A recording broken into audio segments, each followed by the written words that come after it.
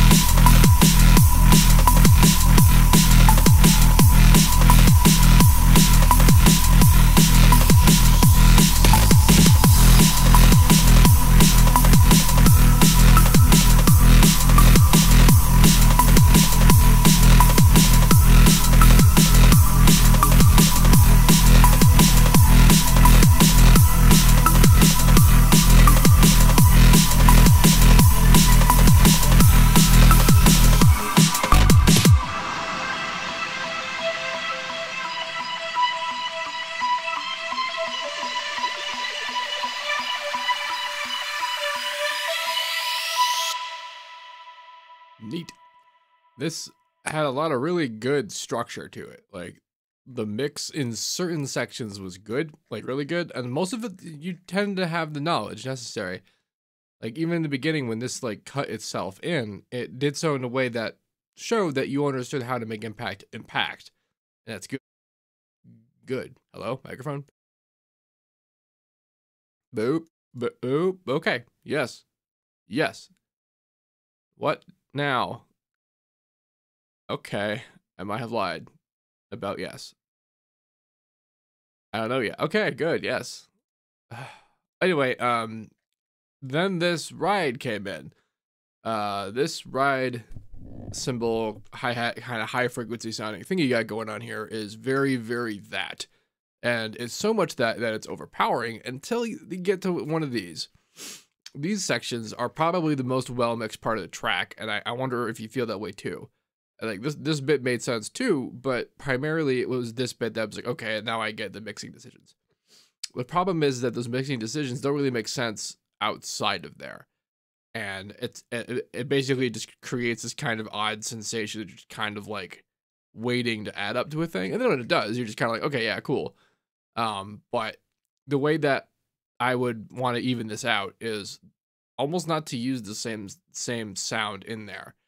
I would try and have like a distinctive like high frequency percussive experience that's not in this section, so that those sections still feel the same, still have the same amount of power and the same frequency, but aren't similar enough that when the section comes, it doesn't you don't get this like sort of aha moment that's not necessarily the best aha moment. We're not really like leaning someone in on a fun rhythmic play that resolves into actually being in time. We're just kind of like, this sort of feels weird until it doesn't, and now we know why. This is a structural advice I give a lot about starting a song, you know, with your point, and if you did, good job. Or, I mean, you might have just decided that this was the thing that wasn't going to sound this way, and now everything else had to just kind of live with it. And I've been there too, where, like, a certain thing sounds a certain kind of cool for reasons that now you can't really change, even if they were bad or good or anything else. It doesn't matter what they were. They add up to this, and it's a bit difficult to control. So what ends up happening is that you need either entirely separate other stuff, or you just need a separate mix for when it's not this. I used to have two different maximi in my tracks, one that was just for the drop and one that was for everything else, before I learned how to actually stage this stuff to add up the way that I wanted to. But before I could do that, I was still just pretty willy-nilly a lot of stuff, and I would end up in situations that I could carve. Like, if you're imagining you're sculpting, you just slap clay on the stuff. Eventually you get to this kind of neat thing that there was no way you would ever have gotten there without the stuff you slapped on there, regardless of the elegance of your choices. So what it means, though, is that when you go to try and do like the same but different in other situations, even in the same song, you have a tremendous difficulty if you weren't exactly completely sure how or why, if any of that happened. It's quite frequent for me. But other than that kind of disparity, mostly just in the highest frequency, because like the rest of it still punched, it just definitely lacked a kind of presence that was all entirely because of how much on top of this is. Mainly everything else can come up besides it, you know. Like, don't even try to like replace it so much with a thing that's different, as like maybe just make the section about the stuff that's below it. Another fine idea, you know. There's options for that kind of thing. Either way, though, good job, Nagini N.A.T. Nagini N.A.T. N.A.T. There's a lot of letters in there. Anyway, up next we have SubStandard with Low. That is a name and a title that, like, it's all just incredibly that. Let's see how low SubStandard go. Indeedle. In the beginning, there was a beginning. Mouse. Oh, yes. Onward.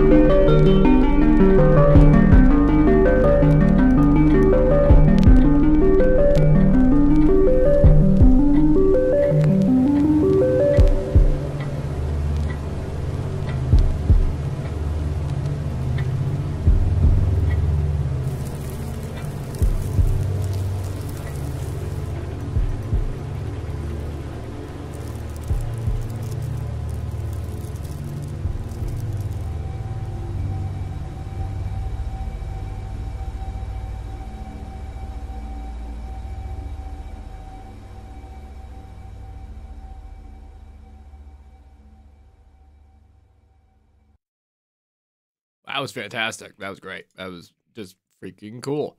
I really dug. My eyes were pretty much glued to the vectorscope the whole time, and the reason why is because you could see it slamming itself into the edges really hard. I'm gonna just show you that again so you can see what I'm talking about.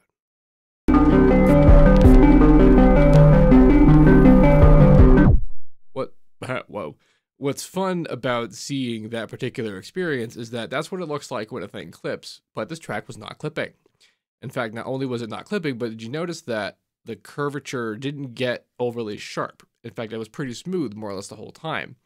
The curvature being smooth is a product of there not being very high frequency action.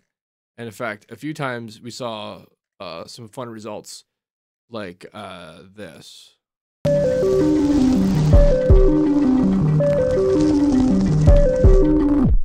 You can see they set a primary material, and then when the louder thing comes in, you can see how it kind of stretches the primary material. Like, it's a good way to think of how amplitudes get added together.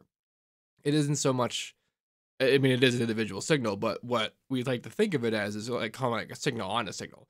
The quieter things happen on the loud things. The loud things are lifting the quiet things.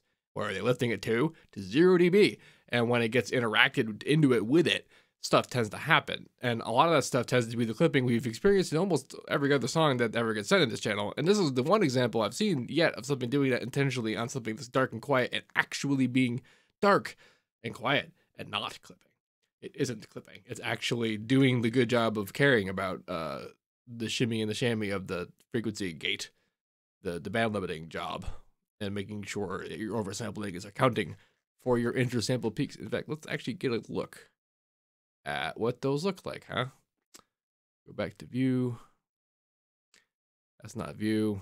There's that. My monitor is actually really far away. Where the heck did they put view? There it is. Boop. Okay. Zoom, zoom, zoom, zoom, zoom, zoom, zoom. Aha. So this is what I'm talking about. Here's that waveform going up in there. Now, normally, there would be a curve in here that might actually, you know, be sharp enough to kind of peak beyond the process of what a compressor could deal with. This seems to be doing a really good job of keeping up in there. I'm not seeing a single one. Like, it's curved up perfect. And of course, we're not seeing it, because if we did, we would have seen the clip as it showed up in the played. This is, like, pretty... It's just, I'm not saying incredible, but like it's not so much incredible that this is happening. It's incredible that this doesn't happen more often. I'm talking about you guys. I mean, like at large. Works tend to avoid being this sort of texture and this loud because of this problem, but we kind of can do it, you know? Like it works and it sounds good. Like trying super hard to avoid, you know, interacting with 0 dB is such an old world thing to do. Like we don't need to do that, because we have understanding of like how to deal with situations like this. This is something that like this would totally have been a peak intersample above 0, but because I assume the process was accounted for, it was accounted for.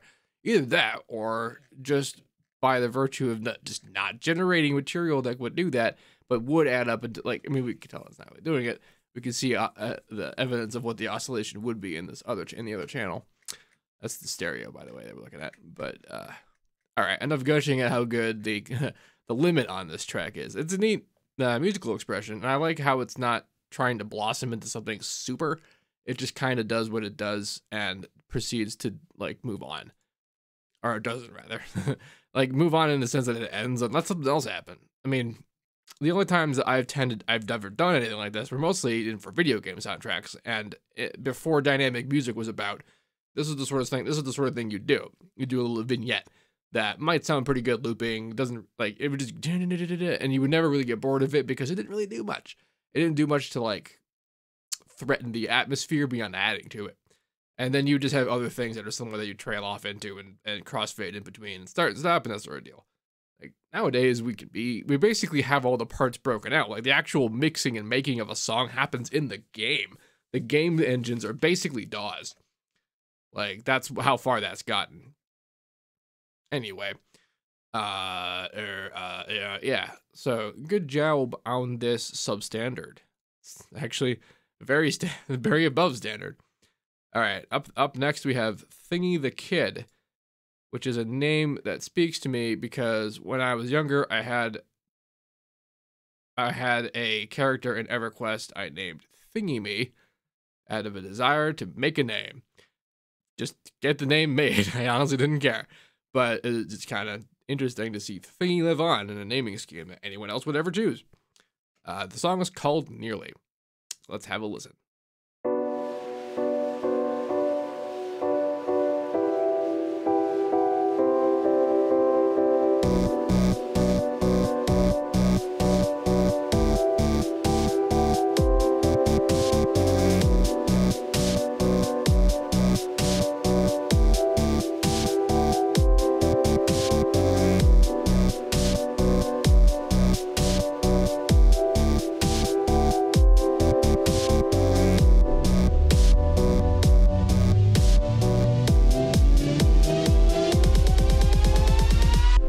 And the bass keep knocking like.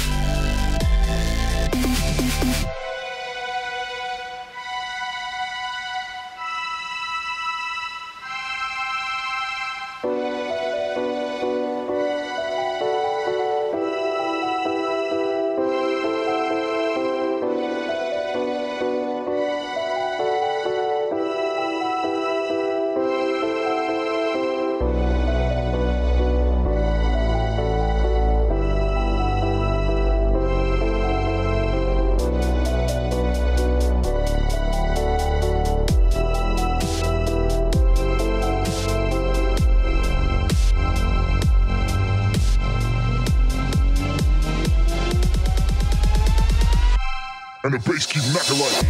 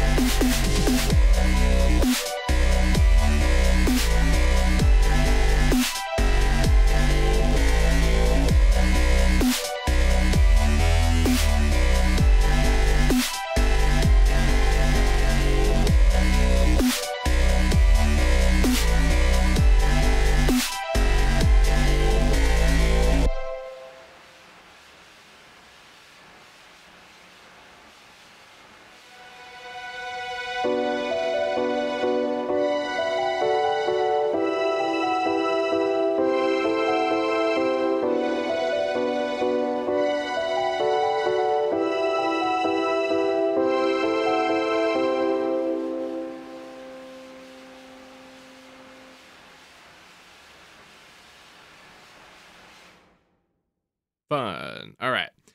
So this was made by a beginner, and that's not an assumption. This was something that was stated in the upload on the channel in the Discord that this was given in. And the question was given, like, basically the advice on what to do next. Sort of the understanding that this is a beginning work.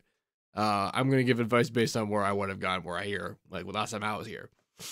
So it's interesting to see a visual representation of this, something I haven't seen in a while, because beginners tend not to want to show their stuff off.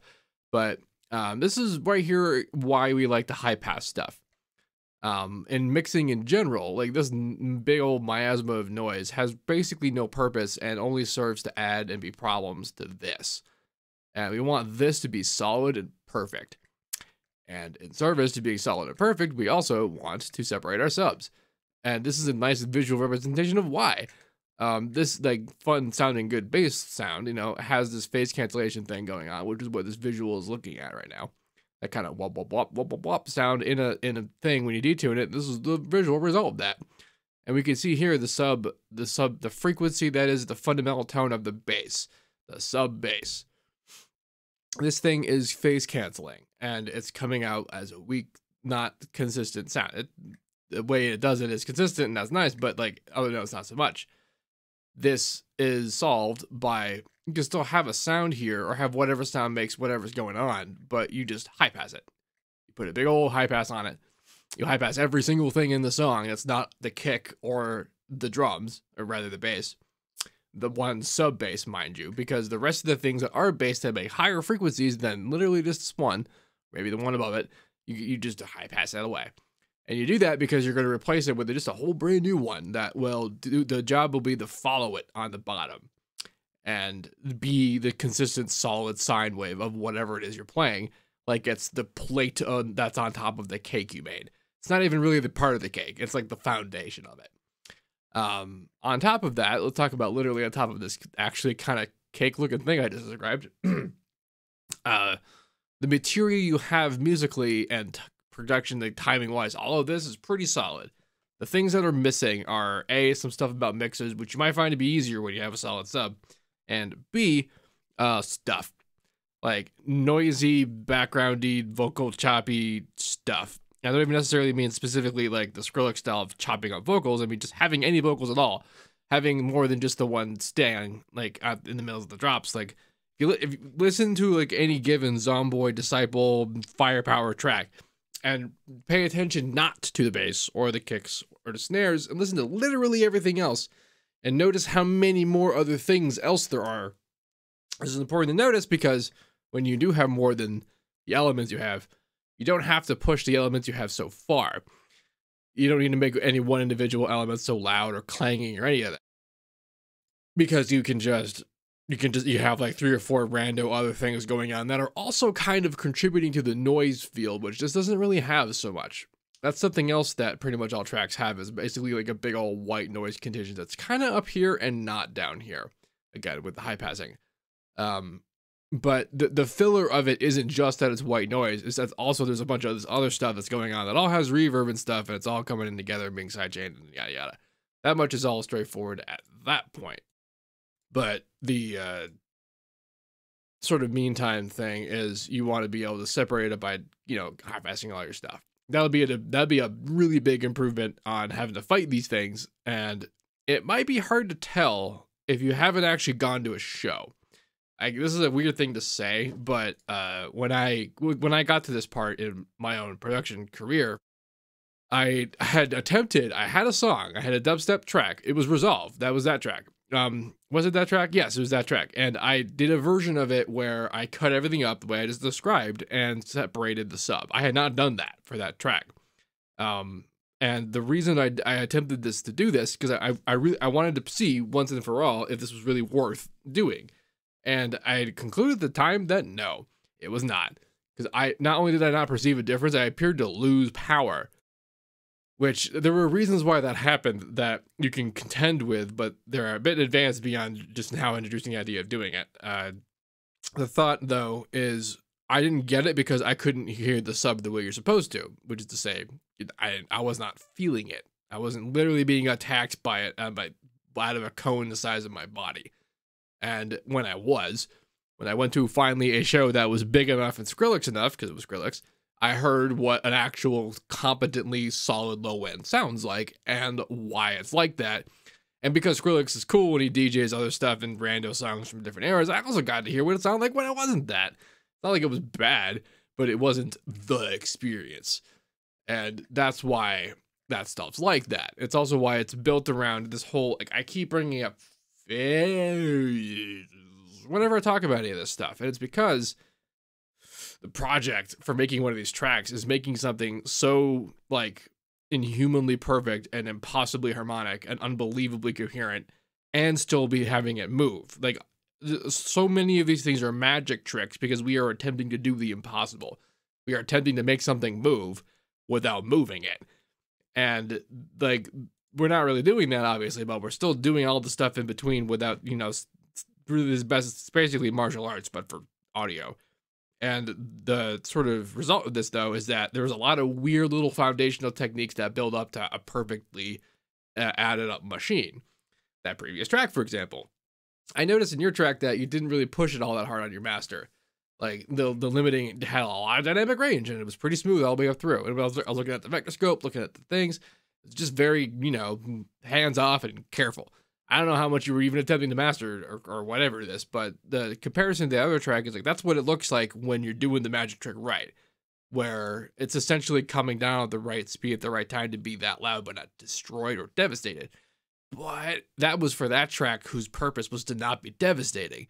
Some of the stuff that we're looking at to compare for what you're doing here is all those examples I gave you, the Disciple Lead, Firepower Read, that kind of stuff. Like, it's all distorted, all of it. It's broken, and that's why it sounds cool. And to that end, you can't be careful. You can't be, like, trying not to destroy your stuff.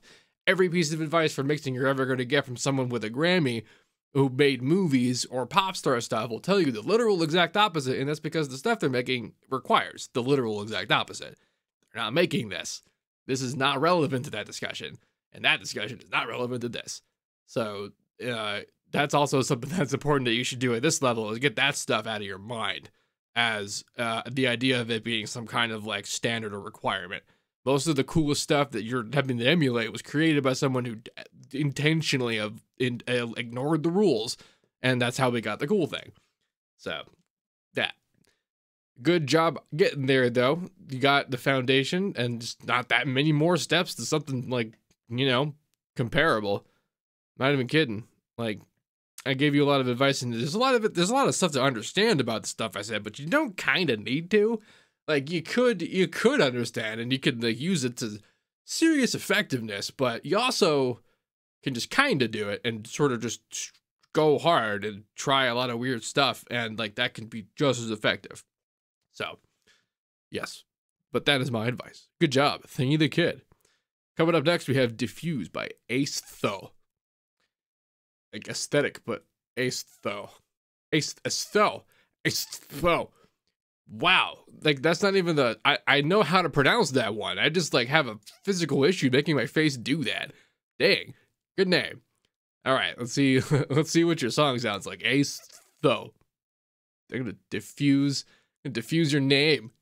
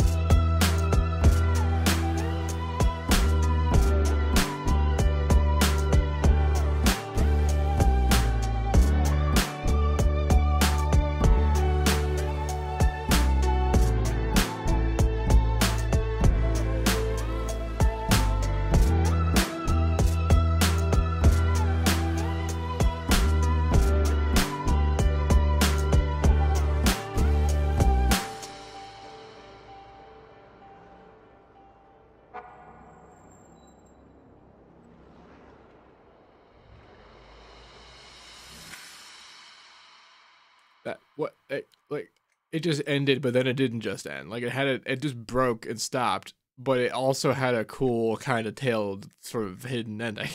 Like this ending had too much thought and not enough thought at the same time. Wow. But yeah, this was a good beat. It went places I didn't expect it to. It had a nice beginning, and I'm all like, all right, I'm into it. And then it got like really happy, and like kind of this like cool like vibe going. And the only like I don't have too much to say about this mix wise. It's very quiet. I will say that like the mix finally made sense when we got here. This is one of these tracks where like there was an obvious core that sometimes didn't translate, and the sometimes was mostly that you tended to keep on this low end on the whole time, but your adjustment on what would be or not be the snare that hit at any given moment could have had their power transfer differently. Like I'm just not the biggest fan of this snappy stuff, especially when like you're hitting the full force kicks here, but only the full force, not even the real full force snare until you get around here, and like this makes it, this feels right. This has the right, like, that over here too, and over there, like, it had the right punch, the feel, balance, everything. It's just that the rest of it didn't. Especially in comparison, it's difficult too, because like you have to live up to yourself, you know, your own track. That could be rough, especially if I don't know what, like how intentionally you got here. But it was a really good track. This was great. I love this kind of like chill, flowing of hip hop kind of vibe. The leady good bits were good. It's just strange. I mean, it's not that strange to end this way. Tracks like this usually like they're not even really like songs. I mean, this one is, but like the history of it is mostly just like, yeah, it's a collection of loops that's waiting for a guy to sing on it or do like a poem on, and then it's going to be a thing that's arranged. But until then, it has bits, and here they are. But then again, in this ending, with it ending, interesting. Good job with this, I say. Aestho. Up next, we have you. Y-U, literally. And coming up next, what's the name of the person of you? Wow, I don't know. I didn't write down the name. That's smart me. Why didn't I? It's called Bubble. That's smart. All right, here it comes. Or not.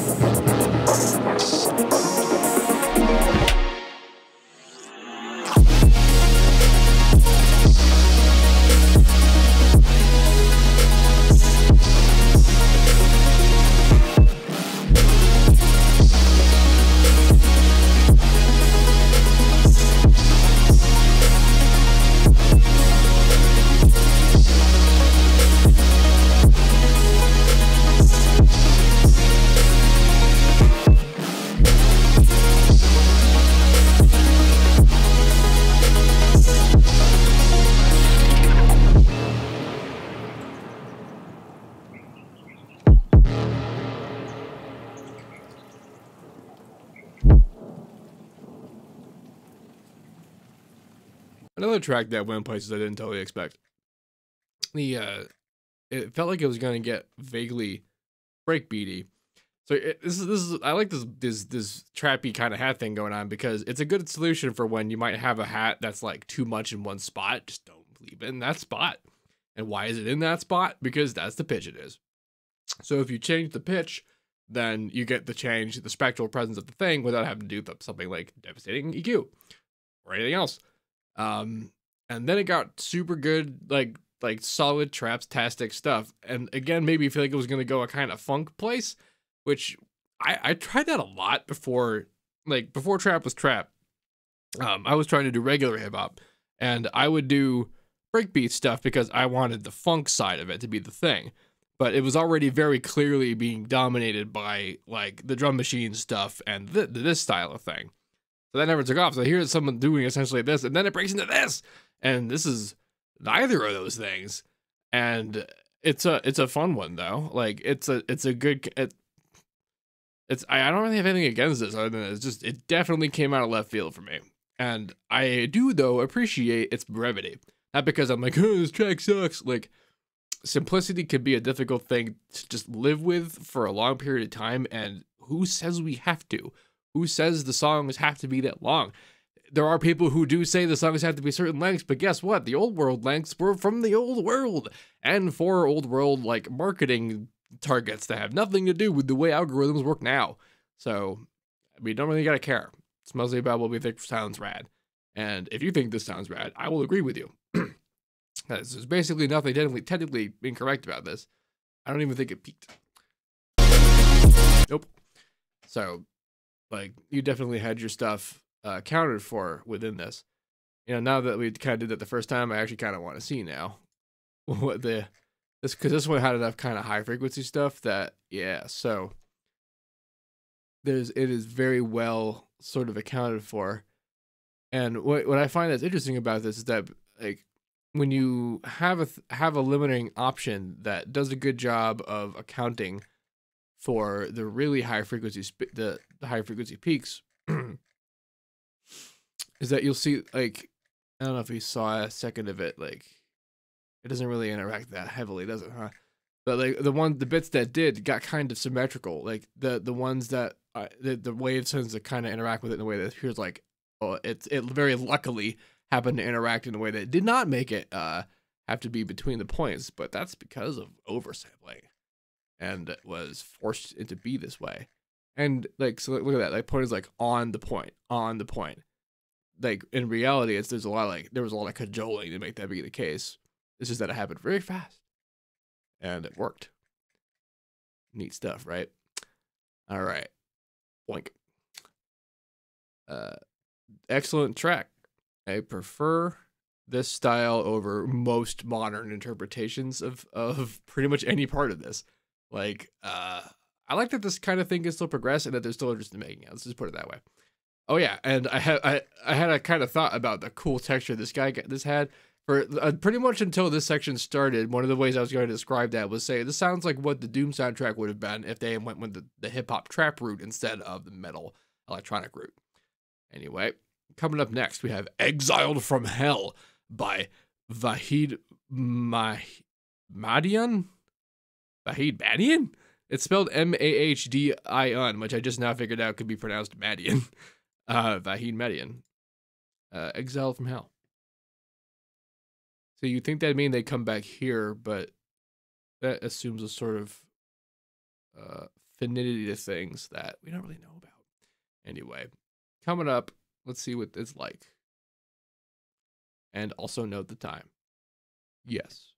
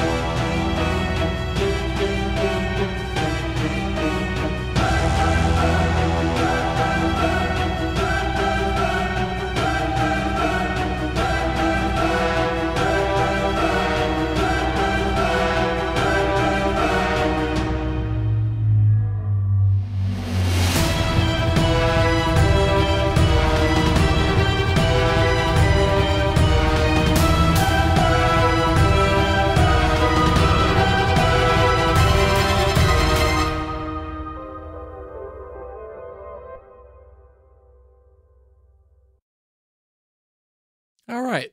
So if your goal was to prove that you could make the soundtrack to Westworld, you succeeded. This was that, full on up and down. And like I was waiting, do do do do do do do do do, like it very. I mean, if that wasn't your intention, then I don't know how that else I got in your head. It might have, but either way, like this is the whole very that modern like cinematic electronic orchestra stuff. Like I love it. It's extremely on point. If this were a demo reel, I would agree with your ability to do this. So while I'm talking about this, I was okay. I was looking up Tyler Bates. And the reason why is because I heard this and I started thinking to myself, you know, the Westworld soundtrack does have that kind of Tyler Batesy feel. And if you don't know who Tyler Bates is, I'm pretty sure he's the one that's been doing the Samurai Jack stuff pretty much forever. That's where at least I think. I'm saying I think this because I'm looking it up. I'm looking up to try and see what he's done, and because I know he's on Primal, and like some other stuff, and then like just everything. If you actually look up this guy, you start to see like, oh, here we go. Yeah, oh, I'm looking at, yep, there it is, Samurai Jack. So wait, so that was actually just so he just did it for the last couple episodes, the last season. That makes a lot of sense. But like he's done lots of video game soundtracks, lots of TV movie soundtracks that are this thing that we might just have to credit him for. Him and a little bit of Mick Gordon, you know, Zimmer, of course, like that, all that style come together. But like it brought up the Westworld thing, and I, you know, should know who did Westworld, but I don't. But the Zimmer approach wouldn't really, it doesn't exactly qualify, because like compare this to the Man of Steel sound. Man of Steel, I remember the first. Okay, I saw the trailer for Man of Steel, and they did the music thing, and then right at the end there was this wonderful, like dubsteppy neuro bass stab, and I heard that, and I thought to myself, who did this? And like I was just taken aback because I had never heard that in an actual like trailer for an actual movie. I'd heard a lot of bastardized, weak presets. I'd heard a lot of that. I heard a lot of faux attempts to appeal to a particular demographic for like a decade at that point, but I hadn't actually heard a good one. And I definitely hadn't heard a good one at a movie production that high up. It said something about what was happening to the sound of these things. And this is the full ass expression of that, because that movie didn't really do that. It didn't go far enough to like really dive into the electronic stuff. I don't really think Zimmer does that like as good as someone like Bates does. Tyler Bates. Just look up the discography, like the works he's done, and you'll see what I mean. This guy, but in the style, and like this, you nailed it. You nailed it all up and down, and that like is extremely impressive. Not just from like it's a good musical expression, but just from a professional standpoint, the idea that like you very clearly captured a particular vision is extreme. It's valuable. That's a valuable like professional trait. You know, good job that. So that was Vahid Mahdiun with Mahdiun. Please tell me how to pronounce that somehow. Exiled from Hell. Coming up next, we have Air, Alone in Kyoto, remixed by Voidcall. So let's talk about doing remixes and whether or not this is a good idea. I don't monetize these videos, and the reason why is because I'm basically just letting the YouTube algorithm do what they will with these, which is basically giving you permission to do kind of whatever you want. There's still obvious things like you kind of should still have permission, and I kind of don't want copyright strikes. But for the most part, like for example, this video, the only thing that's going to happen to me is this video's ad revenue that I already don't have is going to go somewhere else. So that like the idea that I'm not monetizing them saves me from a lot of strife. Let's put it that way. But try not to test that. Thanks. Too much farther than this. Anyway, let's see what this is like.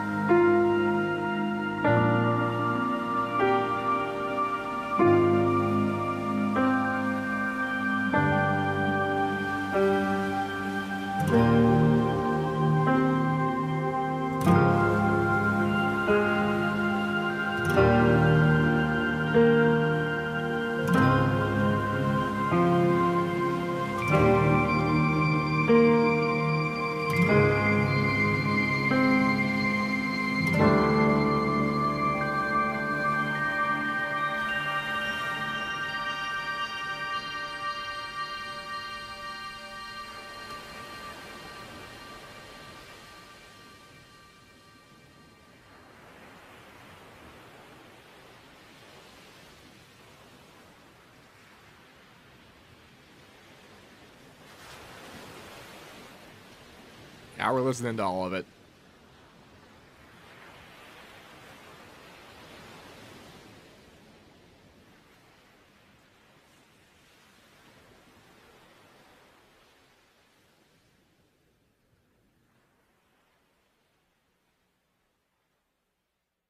Ha. Okay. That was really cool. Really clever coming back to it at the end there like that. That was a good way to use it like this. I also just want to say this is like one of the tightest like low key tracks I've ever heard.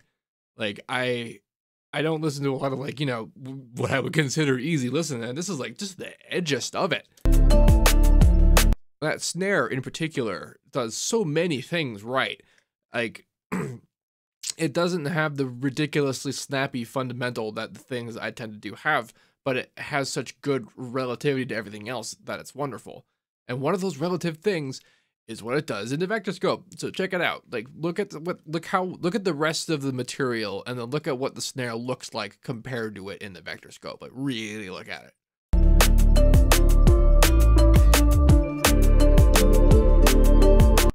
So what we look at there, what I see when I'm looking at this is there's this sort of center area of the material that's there, and then you see the snare kind of pop up around it, and it's not. I mean, that's not literally what's happening. These things are being added together fairly linearly, but this is another demonstration of utilizing side distance to separate something from stuff. The problem that this usually represents when you do normally, this is just a straight up noise snare, and normally this is a problem because how harsh and hard this is would be too much for something like a track like this. And the way that you handle that, like people, this is where they give the advice. You can make more room for things if you expand to the side. And the way that you do that is why that effect works is that when you make it wider, it makes it appear louder. It increases its quote unquote presence, which means that you can turn it down and now have it at a lower level and at the same level of presence. The vector scope shows us why this is the case, because like this is essentially kind of like basically how our brains see things. We're like looking a bit at like a 2D sort of like almost like a monitor. Well, it's a monitor. Okay, we're all looking at monitors right now, you guys. It's a 2D projection of how we view stereo fields. And the value of this is that if we see a thing kind of like eclipse a thing around it, that's just why that's how we see it. It's obviously different enough from everything else that we like. It seems weird for me to point out that the benefit of this is that it makes it feel extremely separate from the rest of like the material that's here, and not so much like oh, it sounds like it's on top of the song, it's outside of the mix. I mean, like I can tell what frequencies and whatnot are part of all the other things and which ones are part of what the snare is.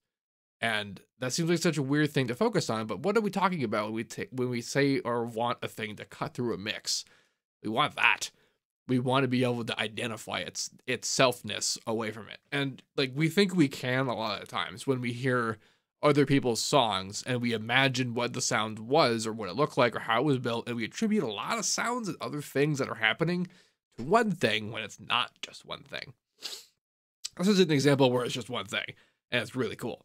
It's like an extremely well done addition, like to the way that this mix is overall laid out.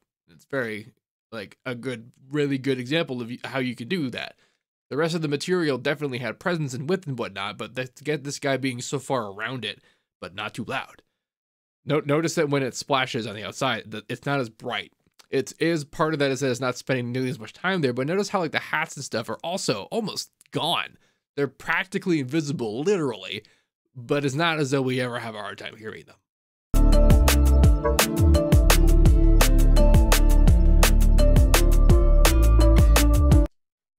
So the mix value of this is that without a lot of work, you're able to like just pile a whole bunch of stuff together and it'll come out sounding the smooth and impactful, being quiet, dark, pretty stuff.